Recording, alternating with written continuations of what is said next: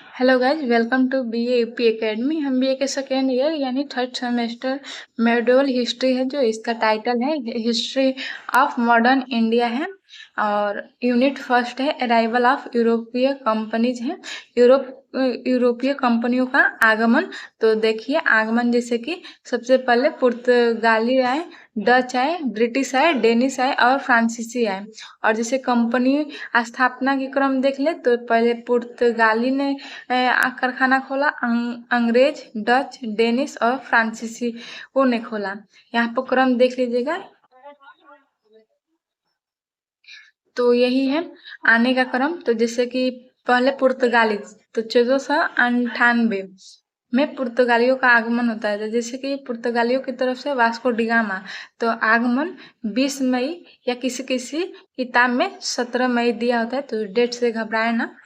तो जैसे कि 20 मई 1998 को वास्को डिगामा गुजरात के व्यापारी अब्दुल मजीद की सहायता से कालीकट बंदरगाह केरल पहुंचा और वहां से स्थानीय शासक जमोरिन ने उसका स्वागत किया, खूब भव्य स्वागत किया था, जिसे वो स्वागत करके वास्को डिगामा, जैसे कि वास्को डिगामा आया कहाँ से था, तो वास्को डिगामा इधर से आया केफ ऑफ गुड तक तो खोज हो चुकी थी। इसके आगे जैसे कि गुजराती व्यापारी था अब्दुल मजीद, वो उसको लेकर आया कालीकट बंद, जैसे कि केरल के कालीकट बंदरगाह तक। वहां जो जमोरी नामक शासक था उसने उसका स्वागत किया।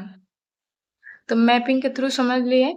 तो चलिए देखते हैं। तो जैसे जब वास्को डिगामा आया तो वहां से कुछ खाली मिर्च ले गया और वो अपने देश जाकर 60 गुना अधिक उसे लाभ हुआ। उस काली मिर्च को बेचा तो 60 गुना अधिक धन और की प्राप्ति हुई उस काली मिर्च से। तो उसे और लालच हो गई, या और देशों में जानकारियां फैली तो भारत कितना समृद्ध है, तो इसलिए अब व्यापारी मार्ग भारत से बहुत ज्यादा वो होने लगा। तो प्रथम यात्री जैसे कि 1998 भारत में आया, वास्को डी गामा, यानी पॉइंट समझ लेते हैं। भारत की समुद्री मार्ग की खोज की, 1502 में पुनः आगमन, 1524 में तीसरी बार आगमन और कोची में ही मृत्यु। वास्को डिगामा है वो भारत की खोज नहीं किया था, वो समुद्री मार्ग का खोज किया था। इस बात को आप ध्यान रखिएगा। तो जैसे कि अब अगला जो व्यापारी आएगा यानी प्रथम वायसराय, तो जैसे कि दूसरा व्यापारी फ्रांसिस्को डी अल्मीडा है, जो 1505 से लेकर 1509 ईसा तक। तो प्रथम व्यापारी वायसराय।